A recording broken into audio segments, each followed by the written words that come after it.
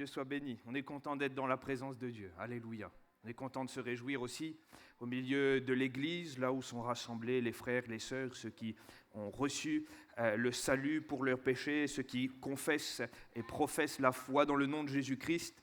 Et nous sommes encouragés aussi de vivre ces temps conduits par l'Esprit et par l'assistance du Seigneur qui est présent au milieu de nous. Alléluia. Ce matin, j'aimerais ouvrir l'Écriture dans la seconde épître aux Corinthiens et prendre le temps de nous arrêter sur un texte. Et on va rester sur ce texte pendant tout le message, mais avant de peut-être d'ouvrir le texte de Corinthiens 3, j'aimerais quand même prendre le temps d'introduire en laissant la toile de fond qui est là présente dans toute l'épître aux Corinthiens.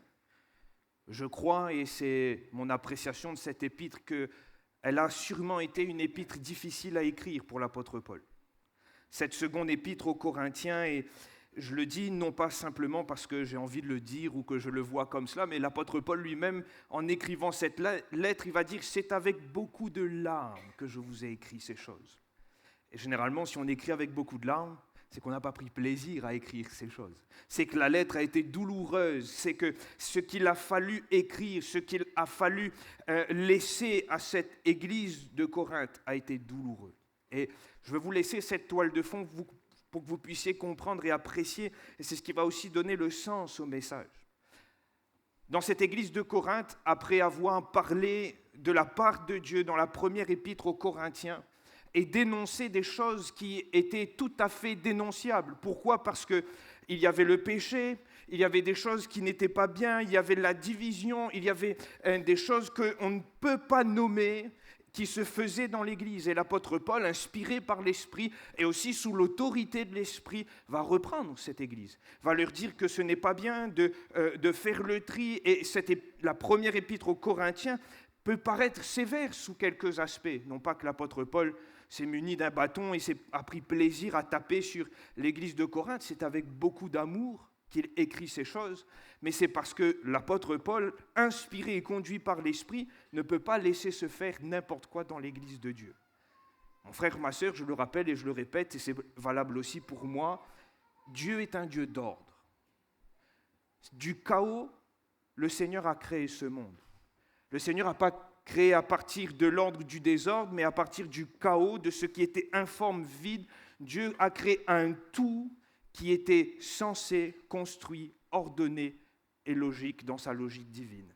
Et Dieu est toujours ce même Dieu d'ordre, même dans la Nouvelle Alliance, alors qu'il se révèle en Jésus-Christ, alors qu'il sauve par grâce. Dieu n'a pas rogné sur sa qualité et sa façon d'agir qui est une façon ordonné. Dieu poursuit un plan, poursuit un but, et l'apôtre Paul va ramener cet ordre dans l'église de Corinthe.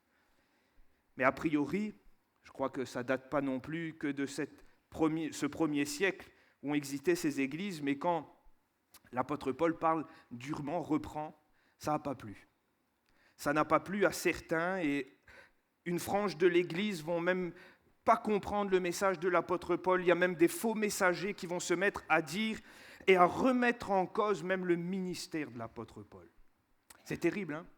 Alors qu'il prêche l'évangile, alors qu'il le fait sous l'onction, alors qu'il ramène des principes qui sont bibliques, l'apôtre Paul va être chahuté et incompris et va même être déstabilisé face à ces personnes qui vont remettre en cause son apostolat, son ministère. Et les raisons de remettre en cause cet apostolat vont être simples, je ne vais pas toutes les citer, mais je pourrais en citer deux, ne serait-ce le manque de prestige de l'apôtre Paul. Ce n'est pas ce grand serviteur de Dieu habillé tel le prophète des nations qui vient, qui se présente avec une flopée de diplômes, un CV long, avec des lettres de recommandation. C'est pourquoi l'apôtre Paul lui-même, dans cet épître, au chapitre 3, verset 1er, il dit « Commençons-nous de nouveau à nous recommander nous-mêmes ou avons-nous besoin, comme quelques-uns, de lettres de recommandation ?» Pourquoi ? Parce qu'il est pris à partie, comme s'il fallait pour que l'apôtre Paul exerce son ministère d'apôtre à ce moment, dans cette église, il fallait maintenant qu'il fasse part de quelques lettres de recommandation. L'apôtre Paul est même jugé dans son ministère et son apostolat est remis en question à cause finalement d'un manque de puissance même dans sa propre vie. Cet apôtre qui prêche la guérison divine, qui prêche le salut, est éprouvé dans sa chair. Et vous voyez combien les propos sont terribles. Je ne sais pas ce qui a été dit dans cette église ou quels propos ont été rapportés à l'apôtre Paul, mais il a dû l'écrire dans cette même épître au chapitre 11. S'il faut se glorifier, c'est de ma faiblesse que je vais me glorifier. Comme si l'apôtre Paul a dû justifier que ce n'est pas parce que sa chair est affectée, parce qu'il est malade, qu'il n'est pas quand même un homme sous l'onction du Seigneur et opérant le travail que le Seigneur lui demande de faire. Et l'apôtre Paul va donc écrire ces textes qu'on connaît bien, qu'on prend et qu'on cite souvent. 3 fois j'ai prié le Seigneur de l'éloigner de moi, cette écharpe, mais il m'a dit ta grâce me suffit, au point de conclure car je suis faible, car quand je suis faible, c'est alors que je suis fort.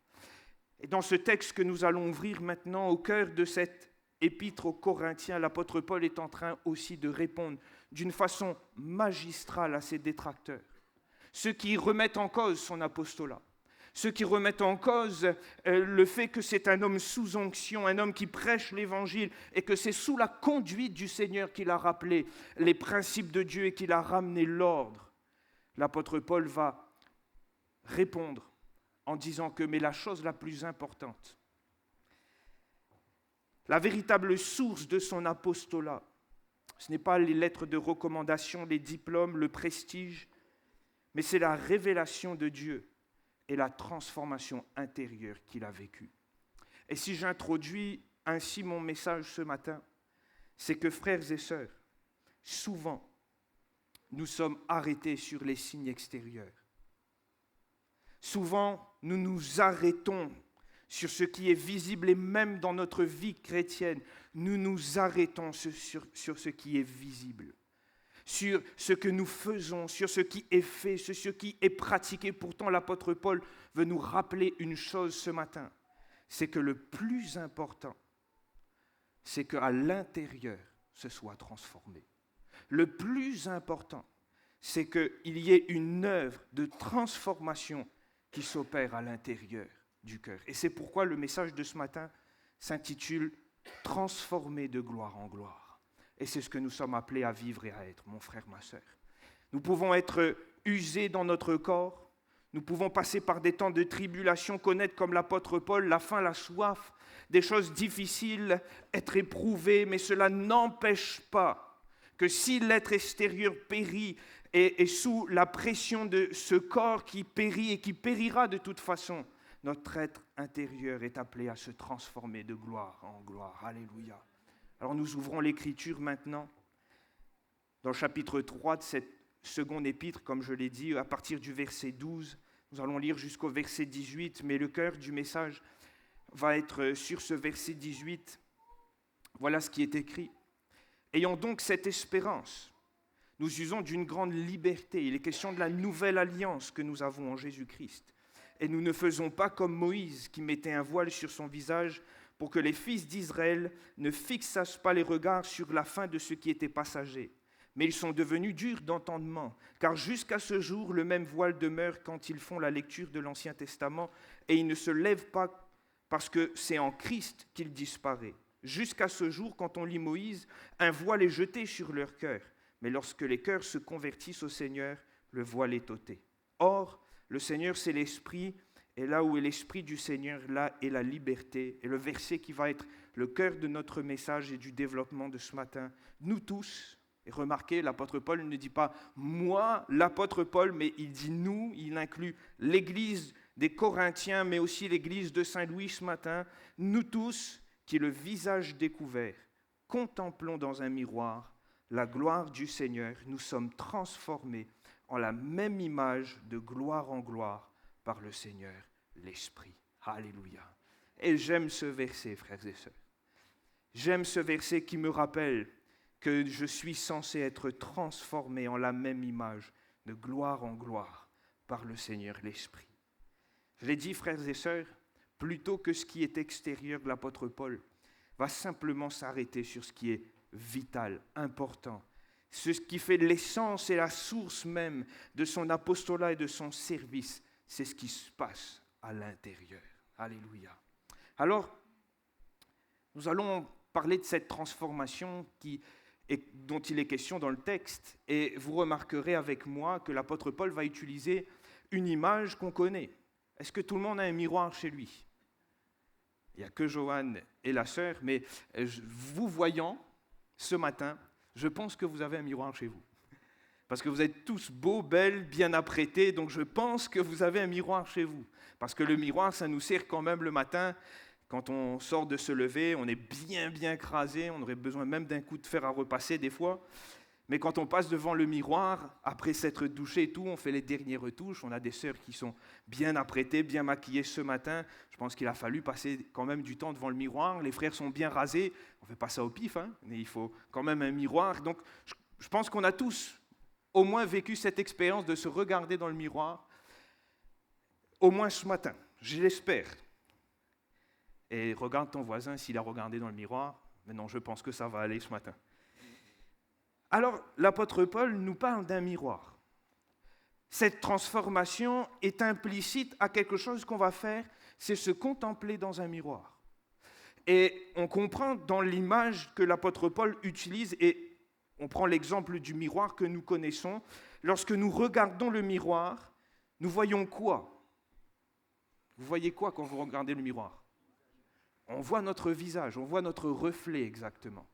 Vous savez, là je vous parle, moi je ne sais pas à quoi je ressemble.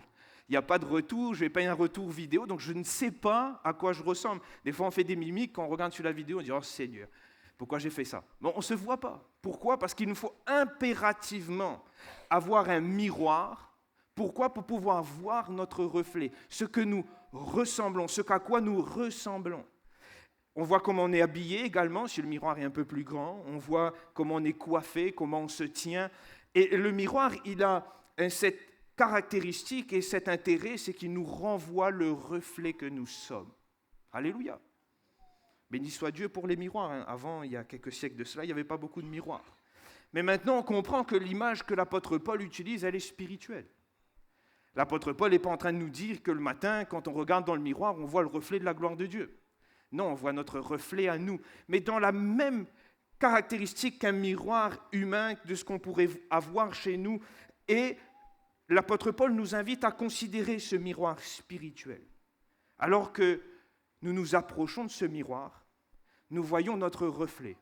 Oui. Mais nous voyons aussi, finalement, et je me permets d'utiliser cette forme, notre reflet spirituel. Et nous sommes censés voir quoi dans ce miroir spirituel? Ah, bonne question, nous sommes censés voir Christ. Pourquoi? Parce que Christ est censé être formé dans nos cœurs. N'est-ce pas? C'est ce que l'apôtre Paul va dire. Lorsque je regarde finalement dans ce miroir, je ne vois pas simplement mon reflet visible, mais je vois la gloire de Dieu. Et la gloire de Dieu, c'est quoi? C'est finalement le Fils, Jésus-Christ. L'Épître aux Hébreux s'ouvre avec ce texte qui est magistral, qui nous sert même de base pour expliquer la notion de la Trinité. Et il va dire au verset 2 et 3, Dieu dans ces derniers temps, et dans les temps que nous sommes, nous a parlé par le Fils, Jésus, qui l'a établi héritier de toutes choses, par lequel il a aussi créé le monde, qui parle de la préexistence même de Jésus-Christ, et qui, étant le reflet de sa gloire et l'empreinte de sa personne, et soutenant toutes choses par sa parole puissante, a fait la purification des péchés et est maintenant assis à la droite de la majesté divine dans les lieux très hauts. Jésus-Christ est le reflet de cette gloire, n'est-ce pas? Vous êtes d'accord avec ça? C'est la Bible qui le dit. Et lorsque je regarde dans ce miroir spirituel, je suis censé voir, oui, ce que je suis, mais je suis aussi censé voir la gloire de Dieu, c'est-à-dire le Fils qui est créé dans le cœur. Le Fils est Jésus qui est censé être créé en moi. Et c'est ce que l'apôtre Paul va dire à l'Épître aux Galates, et on l'a cité, je crois que c'était dimanche dernier ou le dimanche d'avant, dans un des messages, le pasteur Johan l'a utilisé, « Mes frères, mes enfants, pour qui j'éprouve de nouveau des douleurs de l'enfantement, jusqu'à ce que quoi? Christ soit formé dans les cœurs. » L'apôtre Paul a compris cela. Pour lui, c'est même la raison même d'exister de sa course dans le ministère. C'est que Christ doit être formé dans les cœurs. Et il est normal que dans ce miroir spirituel qui me montre que je ne vois pas, je suis censé aussi voir Christ qui se développe dans mon cœur. Et dans cette même épître aux Corinthiens, l'apôtre Paul va dire avec des propos un peu plus durs, au chapitre 13 au verset 6, « Examinez-vous vous-même pour savoir si vous êtes dans la foi, éprouvez-vous vous-même. Ne reconnaissez pas que Jésus-Christ est en vous ?» Et vous regardez, on a toujours cette même notion de Christ qui est en nous. Et l'apôtre Paul, là, dans d'autres termes, dit « Mais examinez-vous pour savoir si Christ est en vous. » Examinez-vous pour savoir si Christ est en vous. Et il va ajouter cela, à moins peut-être que vous soyez réprouvés dans une autre version, à moins peut-être que l'examen ne soit un échec pour vous. Cependant, je l'espère que vous reconnaîtrez que nous n'avons pas échoué. Et mon frère, ma sœur, cette histoire de miroir me parle et me dit ce matin que normalement, quand je regarde dans ce miroir, je suis censé voir mon propre reflet, mais je dois aussi voir cette formation de Christ qui se produit dans mon cœur, voir ce que Christ est en train de former, Christ qui se forme dans mon cœur, et cela doit finalement amener un processus de transformation. Mais je veux rester toujours sur ce miroir parce qu'on comprend comment on contemple dans un miroir. Chez vous, vous allez dans la salle de bain, dans la chambre, dans le dressing, là où vous avez un miroir, ou dans la voiture, il suffit de baisser le petit truc en haut, là, vous voyez votre reflet, ou dans le rétroviseur, et on se regarde et on voit s'il y a un cheveu qui est mal mis, si on a oublié un morceau quand on s'est rasé ce matin, on voit toutes ces choses. Mais comment spirituellement je vais plonger mes regards dans le miroir? Ça, c'est la grande question, parce que l'apôtre Paul nous utilise cette image, nous invite à regarder dans le miroir. Mais finalement, quel miroir? Où est ce miroir spirituel? Et si vous regardez le texte, et c'est pourquoi j'ai lu les quelques versets précédents, l'apôtre Paul va utiliser une référence dans l'Ancien Testament. Il parle de Moïse, et exactement ce texte de Exode 34. Je pourrais peut-être l'afficher, les 2 derniers versets de Exode 34. Et on va voir justement qu'il y a cette même référence. Alors, il n'est pas question de miroir, mais il est question du reflet, de l'éclat de la gloire de Dieu. Et voilà ce qu'il est écrit dans Exode 34 au verset 34, quand Moïse entrait devant l'Éternel pour lui parler. Il ôtait le voile jusqu'à ce qu'il sortît, et quand il sortait, il disait aux enfants d'Israël ce qui lui avait été ordonné. Les enfants d'Israël regardaient le visage de Moïse et voyaient que la peau de son visage rayonnait. Et Moïse remettait le voile sur son visage jusqu'à ce qu'il entrât pour parler avec l'Éternel. Et là, on a cette image, Moïse, qui vit quelque chose d'assez incroyable. Je pense que les gens lui ont dit, Moïse, il vaut mieux mettre un voile sur ton visage. Ça a sûrement effrayé, parce que si vous lisez quelques versets plus haut, vous voyez que le peuple a été effrayé de voir Moïse sortir, le visage éclatant. Mais on voit cette réalité, Moïse, qui vit quelque chose d'incroyable, le visage qui est illuminé par la gloire du Seigneur. Et comment Moïse a pu vivre ces choses? Comment Moïse a pu vivre cette réalité totalement impressionnante et extraordinaire? Il est écrit au verset 34, il est entré devant l'Éternel. L'apôtre Paul, utilisant cette référence à Moïse, parle d'un Moïse qui est entré dans la présence de Dieu, et que cette simple présence a eu comme marque visible cet éclat sur son visage. Et de la même façon, l'apôtre Paul est en train de nous inviter à considérer que ce miroir où je suis appelé à plonger mes regards, c'est ce miroir de la présence de Dieu.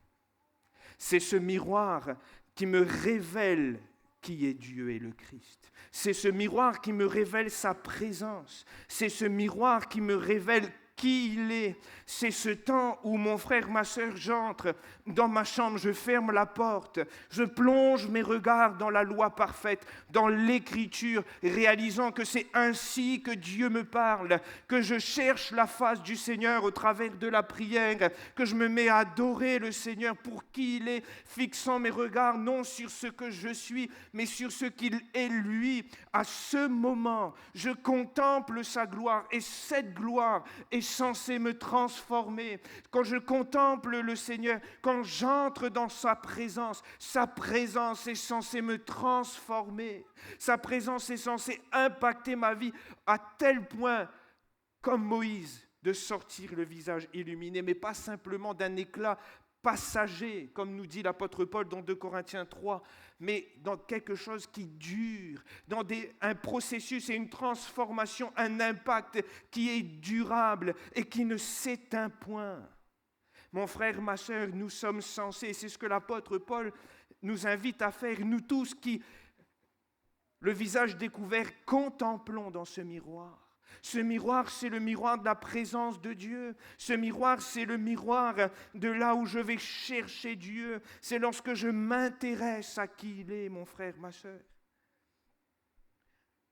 Je me pose la question ce matin, à moi-même, mais aussi à toute la congrégation, parce que l'apôtre Paul nous écrit à nous tous. Est-ce que nous venons toujours devant ce miroir? C'est une grande question, hein?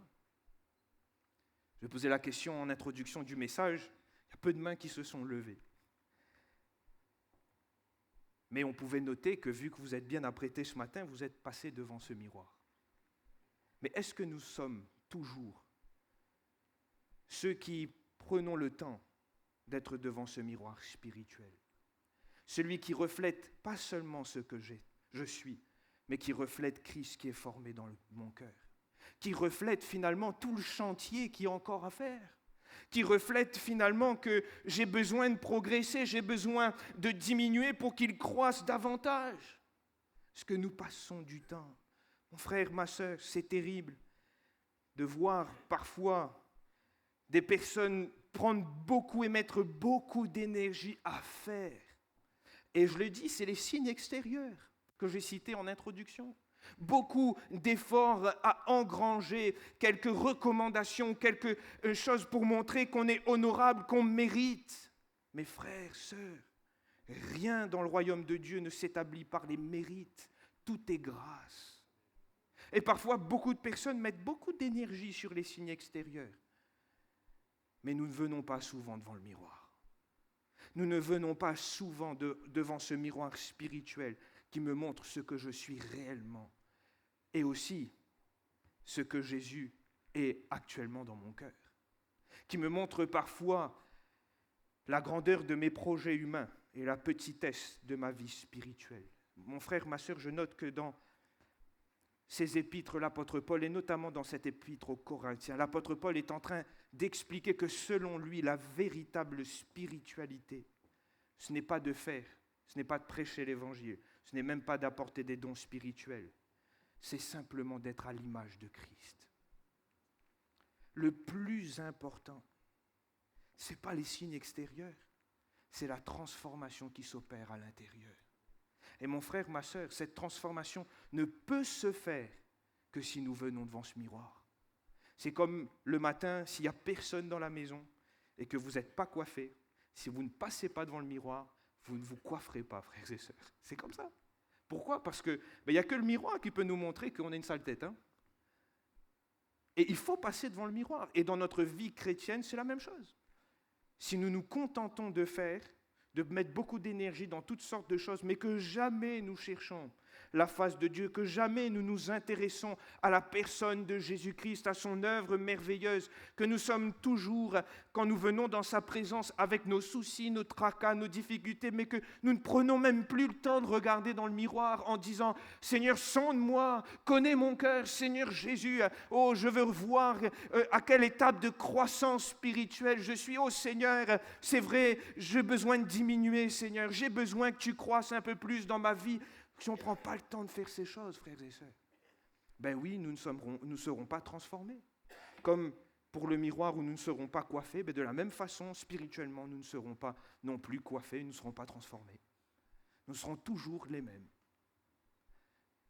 Et alors que nous pouvons vivre année après année, cette transformation ne peut s'opérer que par une réalité, venir dans la présence de Dieu, contempler sa gloire. Vous avez remarqué que dans les Écritures, et on peut prendre tellement d'exemples, je pourrais citer celui d'Ésaïe, il est entré dans la présence de Dieu dans cette vision de la gloire du trône de Dieu. Et c'est à ce moment-là, contemplant comme dans un miroir la gloire de Dieu, il est tombé à ses pieds. Et il a dit, « Seigneur, je suis un homme dont les lèvres sont impures. » Ah bon, Isaïe? Ben oui. Et je vis au milieu d'un peuple impur. Pourquoi? Parce que lorsqu'il a plongé ses regards dans la gloire de Dieu, il a vu ce qu'il était et il a vu qu'il avait besoin de progresser. Et de la même façon, mon frère, ma sœur, je dois vivre ces choses-là. S'il est question du miroir, il est question de transformation, frères et sœurs. Il n'est pas juste et simplement dit de contempler dans le miroir. Vous avez remarqué, ça c'est notre action. Nous devons contempler dans le miroir, comme dans un miroir, la gloire du Seigneur. Mais l'apôtre Paul ajoute que nous devons aussi être transformés. Et on comprend cela, et j'ai donné déjà l'exemple, je vais le développer maintenant. Ce serait totalement inconcevable si on allait devant le miroir ce matin, si moi par exemple ce matin j'allais devant le miroir, décoiffé, que je voyais, je m'étais décoiffé, je sors de la salle de bain et j'entre dans la voiture, je vais en direction du culte et je me dis, pouf, j'ai une sale tête ce matin. Hein. Alors que j'ai pris le temps quand même de me regarder dans un miroir. De la même façon, imaginez-vous toutes nos sœurs qui prennent le temps de se faire belles et qui passent devant le miroir avant de venir à l'église et qui réalisent que le rouge à lèvres, ils en ont mis un peu partout. Et ils se disent, c'est dommage, quoi. Je ne serais pas bien maquillé ce matin. Et ils s'en vont. Ce serait inconcevable de faire ça. Pourquoi? Parce que instinctivement, chacun d'entre nous, quand nous passons devant le miroir, que nous voyons un petit défaut, une petite mèche comme ça qui dépasse, on prend tout de suite un peigne, on va essayer de remettre droite. C'est comme pour nos chères sœurs qui ont pris du temps pour se préparer, ils voient un petit défaut. Là, ils ne sortent pas la maison tant que là-bas corrige le défaut. Pourquoi? Parce que c'est le but premier du miroir. Personne ne vient devant un miroir et ne retourne sans avoir corrigé le défaut qui a été vu. Ou sinon, ce serait totalement de la négligence, ce serait de la folie, ce ne serait pas concevable d'agir ainsi. Mais de la même façon, frères et sœurs, et c'est aussi l'avertissement de l'apôtre Paul, nous pouvons plonger nos regards et contempler la gloire de Dieu, comme dans un miroir, la gloire de Dieu. Celle qui nous parle de Jésus-Christ, qui est le reflet de sa gloire, celle qui nous révèle, nous plongeons nos regards quand la Bible nous dit « fais pas ci ». Eh bien, nous sortons, nous disons « ah, ni vu, ni entendu ». Nous pouvons contempler dans le miroir et sortir de la même façon, avec la même folie, sans qu'il y ait de transformation. Mais ce serait terrible que ce soit ainsi. Et c'est ce que je remarque que l'apôtre Jacques lui-même va reprendre. Et il reprend même cette image du miroir dans ses épîtres. Au chapitre 1er, au verset 23, il va dire « Si quelqu'un écoute la parole et ne la met pas en pratique, il est semblable à un homme qui regarde dans un miroir, son visage naturel, et qui, après s'être regardé, s'en va. Et qu'est-ce qu'il fait? Il oublie aussitôt quel état il était. » Et là, c'est terrible, c'est ce qu'on dit, c'est de la folie. Mais il va ajouter cela, mais celui qui aura plongé ses regards dans la loi parfaite, la loi de la liberté, et qui aura persévéré, n'étant pas un auditeur oublieux, mais se mettant à l'œuvre, celui-là sera heureux dans son activité. Et l'apôtre Jacques est en train justement de nous amener à réfléchir sur ce que nous faisons finalement, de ce que nous entendons, nous voyons et nous vivons lorsque nous plongeons nos regards, lorsque nous entendons le message de la parole. Vous savez, la parole est censée nous changer, une transformation profonde. Mais je note que c'est le propre de l'homme. Nous, avec un grand H, mettez pas un petit H, nous n'aimons pas le changement. C'est un fait, c'est même prouvé scientifiquement, il existe même une pathologie aujourd'hui en psychothérapie pour cela. L'homme n'aime pas le changement. On aime bien, on s'est installé dans un certain confort parfois, ou même des fois dans des situations inconfortables, mais on a toujours vécu ces choses comme ça. On n'aime pas être bousculé, on n'aime pas que les choses changent, on n'aime pas ces changements qui viennent nous bousculer, nous remettre en cause, on n'aime pas ça. Quand la Bible nous dit les ivrognes hériteront le royaume de Dieu, c'est difficile de dire il faut peut-être que je me calme avec l'alcool.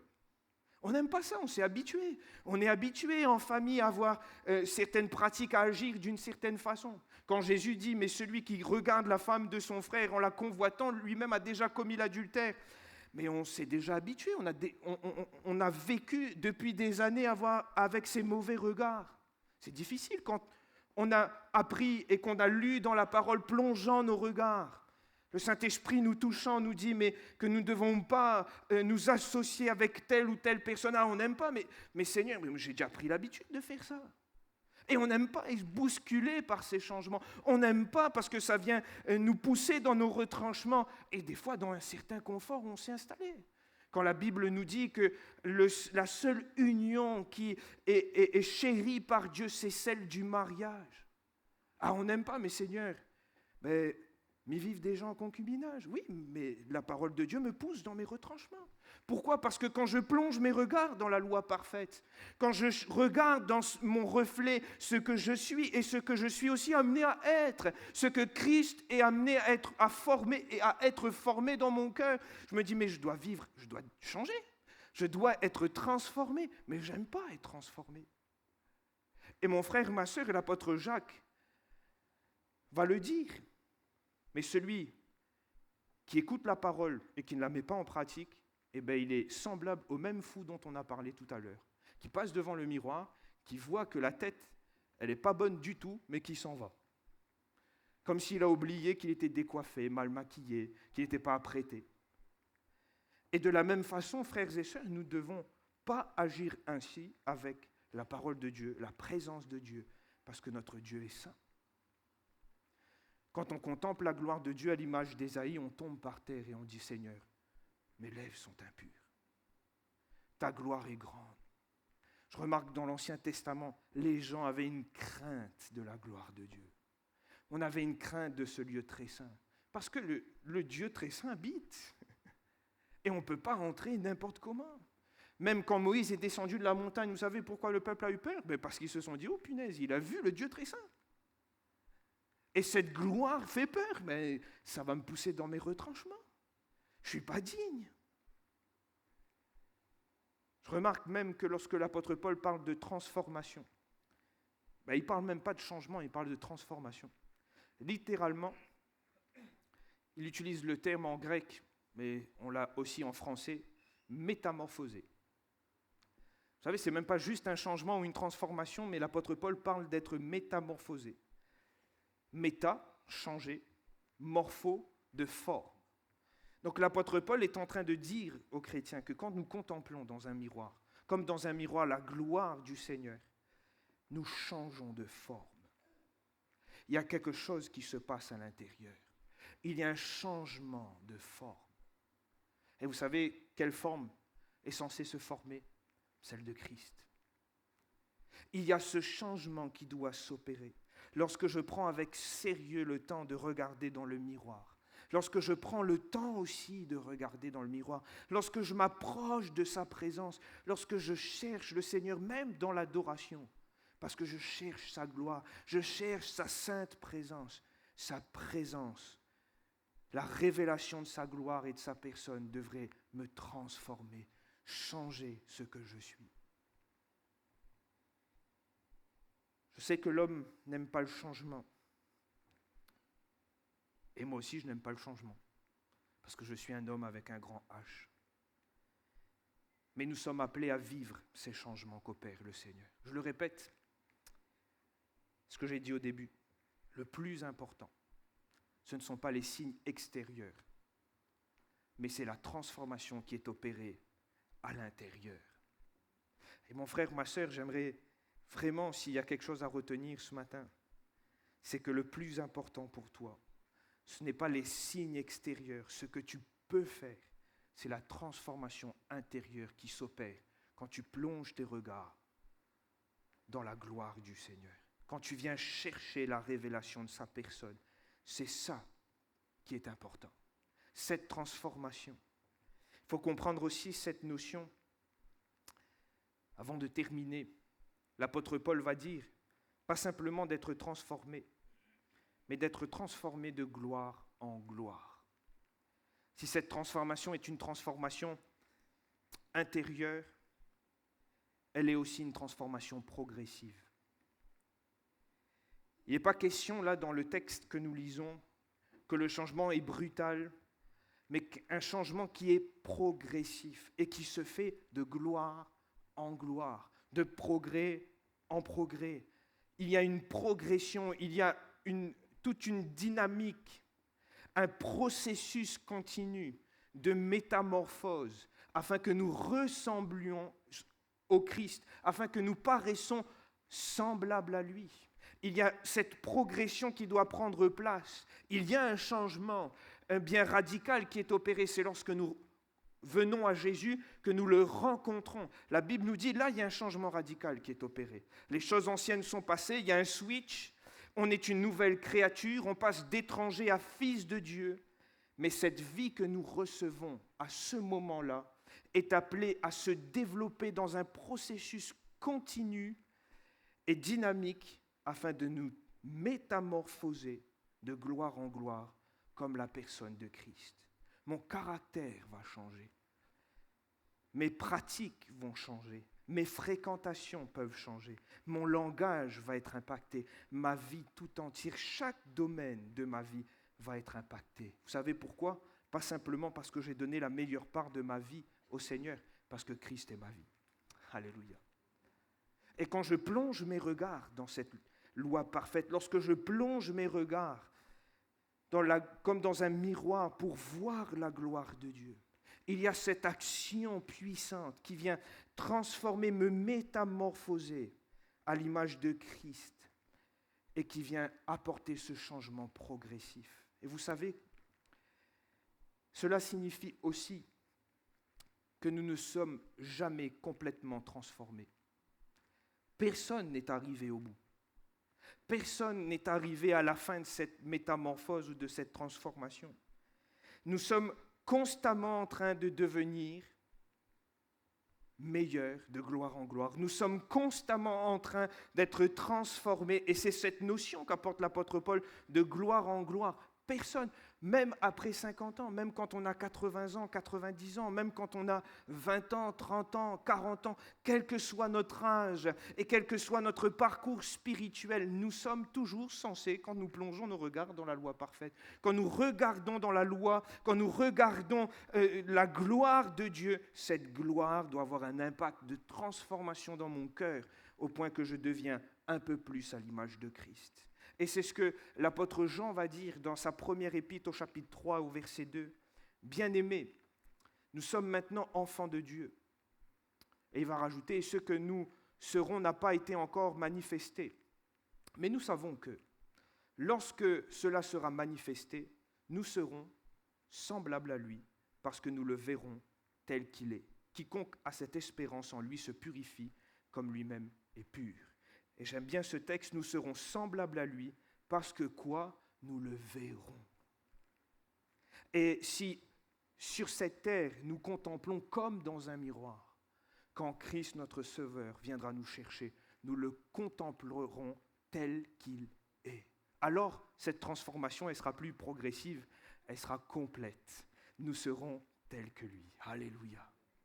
Et mon frère, ma sœur, c'est les mêmes images et les mêmes termes qu'utilise l'apôtre Paul, et j'aime bien cela pour nous montrer qu'il faut que nous mettons de l'énergie, premièrement, sur chercher à découvrir notre Sauveur, sur passer du temps avec lui, sur sa parole, sur la prière, sur nos temps de louange, frères et sœurs. Élever Dieu pour qui il est, pour ce qu'il a fait.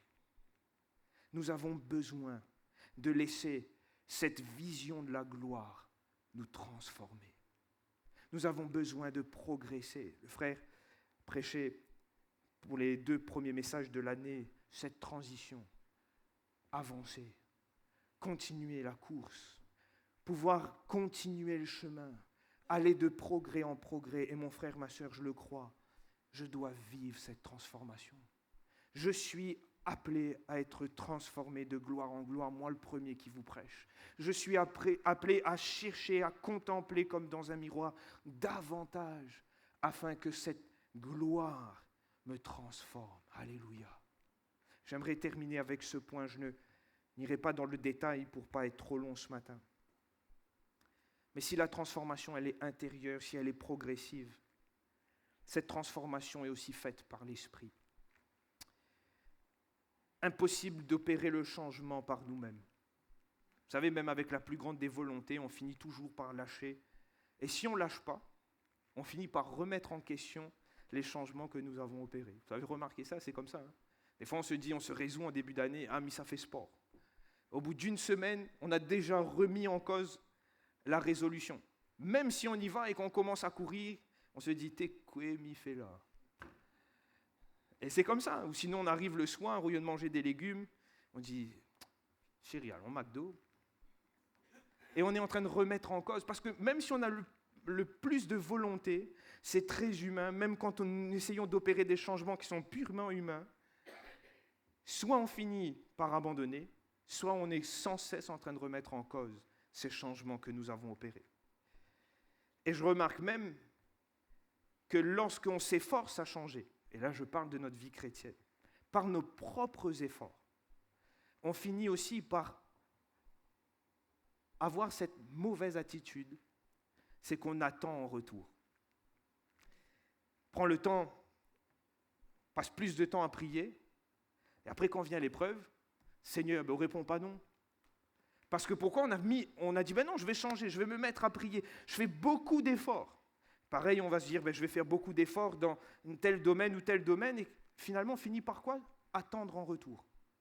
Pourquoi? Parce que les changements qui sont opérés ne sont opérés que par nous-mêmes, que par notre propre volonté. Et ces changements, finalement, ne nous amènent pas à vivre cette transformation, mais nous amènent parfois à entrer dans certaines mentalités, et parfois je le remarque, et on l'a été aussi par moments comme ça, en ayant fait beaucoup, quand vient la tempête, on ne comprend pas. Mais rappelons-nous une chose, que nous ne devons pas tomber dans cette forme de légalisme, de croire que quelque chose s'obtient spirituellement ou dans le royaume de Dieu par des efforts. Il n'y a pas de notion de mérite dans le royaume de Dieu. Les seuls mérites qu'on peut faire valoir, c'est ceux de Jésus-Christ. Il n'y a pas de notion de mérite. Tout est grâce et tout s'obtient par la foi en Jésus-Christ. Le seul qui peut se présenter devant Dieu avec les mérites, c'est Jésus-Christ. Alors on pourra faire ce qu'on veut, mais on ne pourra pas dire « Seigneur, mais m'a fait ci, m'a fait ça ». Ça n'aura pas de poids. C'est pourquoi le Seigneur, quand il nous regarde, il nous voit plus, heureusement, mais il voit Jésus-Christ, le seul qui mérite. Et c'est pourquoi, frères et sœurs, qu'il nous faut prendre en considération une chose. C'est que si, lorsqu'on entend le message, et moi je l'écoute en même temps que je le prêche et je le lis, je note que j'ai besoin d'être transformé. Je dis, Seigneur, moi aussi j'ai besoin de passer par cette métamorphose continue, peut-être besoin, Seigneur, de contempler un peu plus cette gloire au travers d'un miroir que tu m'as laissé, ta parole, la prière, la louange. Mais je dois aussi prendre en considération que l'apôtre Paul ajoute que cette transformation se fait par le Seigneur, l'Esprit. Ce n'est pas nous. Qui transforme? Qui fait changer la forme? Qui permet qu'il y ait Christ qui soit formé dans les cœurs? Ce n'est pas nous. C'est le Seigneur, l'Esprit. Oui, notre charge à nous, c'est de contempler comme dans un miroir, avec honnêteté, avec ferveur, de tout notre cœur, sans nous tromper et sans tromper le Seigneur, de regarder fidèlement quand nous plongeons nos regards, de laisser l'Esprit agir, mais c'est l'Esprit qui nous transformera. C'est l'Esprit qui agira. Et franchement, c'est même un lot de consolation, frères et sœurs. Pourquoi? Parce qu'il y a des changements que nous n'arrivons pas à opérer. Il y a des changements et des transformations dans notre être quand nous plongeons les regards. Nous disons, Seigneur, mais j'ai besoin que ça change. Je réalise que je corresponds pas à ta parole, que sur tel sujet, sur tel domaine, Seigneur, j'ai besoin de vivre cette transformation. Je suis encore lié par quelque chose, je suis encore addict de quelque chose. J'ai besoin, Seigneur, que tu agisses. Et ce que l'apôtre Paul est en train de nous dire, nous avons cette grâce que c'est l'Esprit qui agit. C'est lui qui transforme. Ce n'est pas nos efforts, ce n'est pas nos forces, notre puissance, mais c'est l'Esprit, quand nous laissons l'Esprit agir. Et même dans ce texte de Galates 5, alors que l'apôtre Paul reproche à ces Galates qui couraient bien de s'être arrêtés, il va finir en leur disant, mais si vous avez commencé par l'Esprit, qu'est-ce qu'il faut faire? Marchez selon l'Esprit. Laissez l'Esprit vous diriger, laissez l'Esprit agir, laissez l'Esprit vous conduire et vous transformer. Vous avez besoin de progresser, vous avez besoin de cette croissance. Laissez l'Esprit agir. Et nous avons besoin, mon frère, ma soeur, moi le premier, mais nous avons besoin, lorsque nous entrons dans la présence de Dieu, que nous nous disposons à plonger nos regards, à l'écouter, à lire sa parole. Nous avons besoin de laisser l'Esprit agir. Nous avons besoin de faire table rase de nos occupations, table rase de tout ce qui pourrait être et qui pourrait représenter notre journée, nos occupations, même ce qui nous pèse, nos fardeaux, nos soucis. Faire table rase et laisser l'Esprit nous diriger. Mais je le note, il faut quand même lire la parole. Hein. Pourquoi? Parce que je n'aurai pas le temps de développer, mais je le dis, comment l'Esprit nous révèle la gloire de Dieu. Notamment, il y a ce texte de Jean 16, verset 13. Jésus lui-même va dire, c'est lui qui vous conduira dans toute la vérité. Mais il faut la lire, la vérité. Hein. C'est comme le GPS, il vous dit où il faut passer. Il faut rouler quand même. Hein. Le GPS, il ne prend pas la voiture et il ne conduit pas à votre place. Et c'est pareil dans notre vie. Il nous conduit dans la vérité, mais il nous faut quand même la lire, la vérité. Et c'est comme cela que nous allons pouvoir voir, c'est comme cela que l'Esprit nous révèle la gloire de Dieu. Il nous conduit dans la vérité. Il atteste et témoigne à notre esprit que nous sommes enfants de Dieu. Il met ce dépôt, il nous communique. L'apôtre Paul, à la fin de son épître, sa seconde épître aux Corinthiens, va parler des communications de l'Esprit. Il nous révèle la gloire de Dieu, frères et sœurs. Et nous avons besoin qu'il nous révèle la gloire de Dieu et qu'il nous transforme de gloire en gloire. Le plus important, mon frère, ma sœur, ce n'est pas les signes extérieurs, c'est la transformation à l'intérieur. Et cela ne s'opère que par l'Esprit. Si tu daignes plonger tes regards, comme dans un miroir, contempler la gloire de Dieu. Alléluia.